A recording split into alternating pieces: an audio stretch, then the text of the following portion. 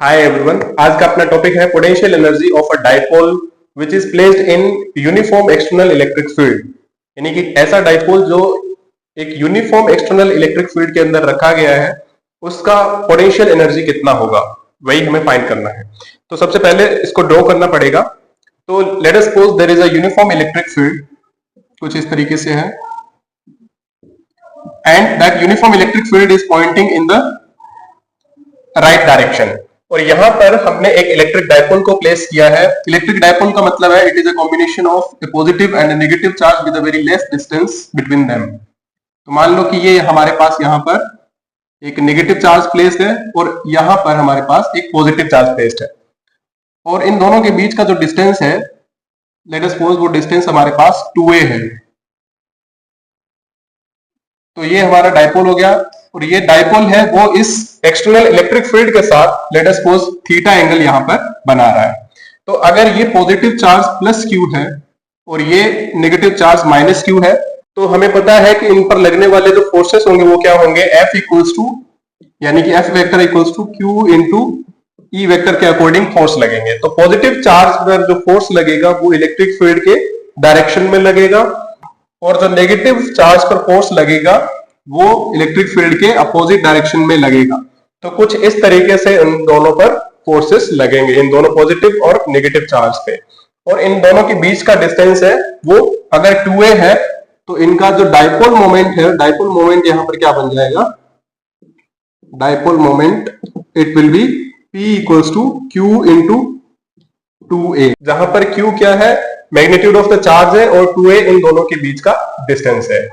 और यहां पर थीटा क्या है, theta is the angle between, theta is the angle between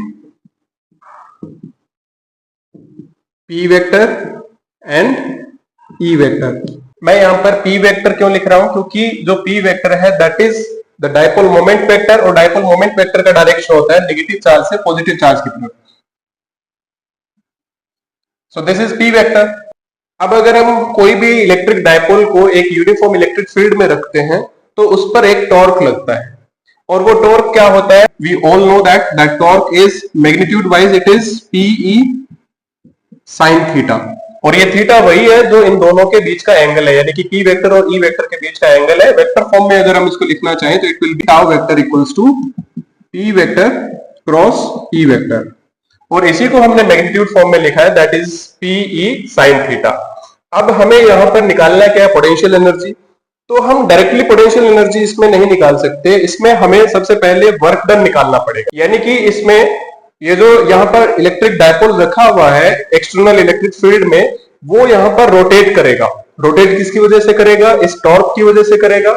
और उसका डायरेक्शन क्या होगा, अगर ये इसी सिचुएशन में इसको रखा गया है तो that will be in the clockwise direction, यानी कि वो कुछ इस तरीके से अपने आप को रोटेट करना चाहेगा जब उसको इलेक्ट्रिक फील्ड में रखेंगे। तो यहाँ पर अगर मुझे वर्क डन निकालना है तो मुझे कुछ एक्सटर्नल टॉर्क लगाना पड़ेगा इसके अपोजिट डायरेक्शन में। तो यहाँ पर अगर मुझे टाउ एक्सटर्नल लगाना पड़ रहा है, और वो जो टाउ एक्सटर्नल होगा वो इस वाले टाउ के ऑलमोस्ट इक्वल होगा, यानी कि यहाँ पर क्या होगा, tau external will be approximately equal to this tau.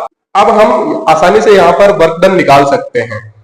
अब अगर मुझे यहाँ पर इस डायपोल को थोड़ा सा घुमाना हो, मान लो कि मुझे यहाँ से इसको इतना सा घुमाना है d थीटा एंगल के लिए, यानी कि d थीटा एंगल के लिए अगर मुझे इस डायपोल को रोटेट करवाना हो तो मुझे स्मॉल वर्क डन करना पड़ेगा, and that small work done will be equals to dw equals to tau external into d theta. अगर मुझे d थीटा एंगुलर डिस्प्लेसमेंट उसको देना हो तो वर्क डन हमें लीनियर मोशन में पता है, वर्क डन क्या होता है, फोर्स इनटू लीनियर डिस्प्लेसमेंट होता है। लेकिन वहीं पर हम रोटेशनल मोशन की बात करते हैं तो वहां पर फोर्स बन जाता है टॉर्क, और जो लीनियर डिस्प्लेसमेंट है वो एंगुलर डिस्प्लेसमेंट में वहां पर हमें काम में लेना पड़ता है।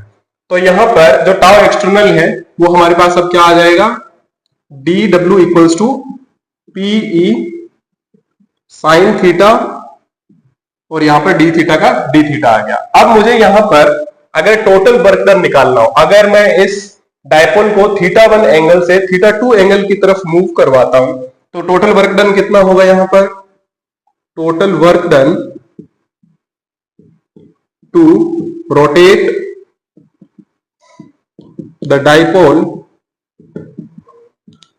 फ्रॉम θ1 टू θ2 एंगल, तो उसके लिए मुझे वर्क डन करना पड़ेगा W12, यानी कि मुझे θ1 टू θ2 जाना है, तो θ12 विल बी इक्वल्स टू θ1 से θ2 की लिमिट लगानी पड़ेगी और मुझे इस स्मॉल वर्क डन को इंटीग्रेट करना पड़ेगा। सो dw को मुझे इंटीग्रेट करना होगा। अब जो dw है वो एक्चुअल में है क्या, हमने ऊपर उसको लिखा हुआ है, it is p sin theta dot d theta. तो यहां पर हमारे पास आ जाएगा θ1 से θ2 और pe sin थीटा और d थीटा। अब एक चीज आप यहां पर देखिए कि जो P है दैट इज डाइपोल मोमेंट और E है हमारे पास इलेक्ट्रिक फील्ड, इन दोनों का जो मैग्नीट्यूड है वो कांस्टेंट है यहां पर, यानी कि थीटा की टर्म्स में।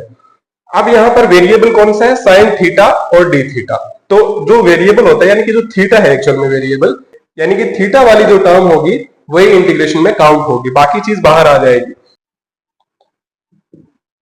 वर्क डन यहां पर क्या आएगा, PE बाहर आ गया है और हमारे पास बचेगा θ1 से θ2 का इंटीग्रेशन, और किस पर हो रहा है ये इंटीग्रेशन, साइन थीटा पे इंटीग्रेशन हो रहा है।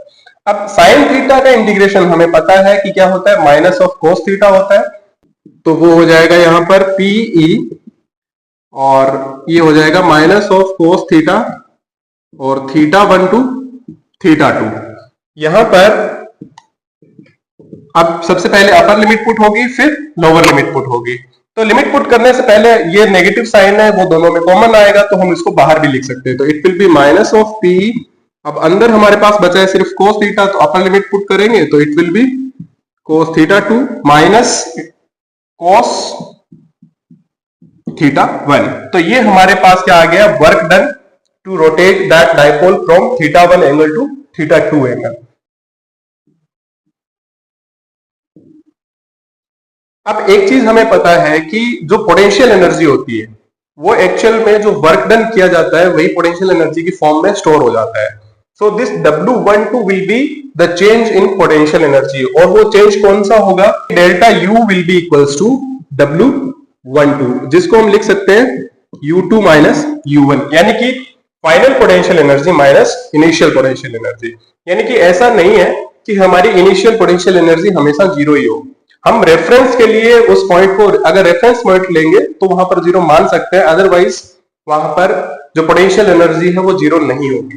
तो उस केस के लिए हमें इस U1 को कंसीडर करना पड़ेगा और हमारे पास जो एक्चुअल एक्सप्रेशन आएगा that will be delta U equals to U2 minus U1, जहां पर U2 होगी फाइनल पोटेंशियल एनर्जी और U1 होगी इनिशियल पोटेंशियल एनर्जी। एक्चुअल में हम पोटेंशियल एनर्जी के चेंज को ही मेजर करते हैं यहाँ पे।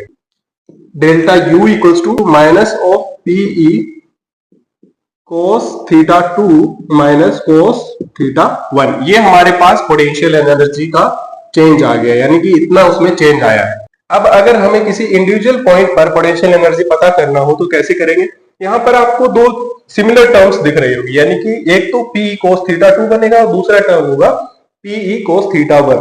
दोनों बिल्कुल सिमिलर टर्म है, that means they are representing the same potential energy formula U2 minus U1।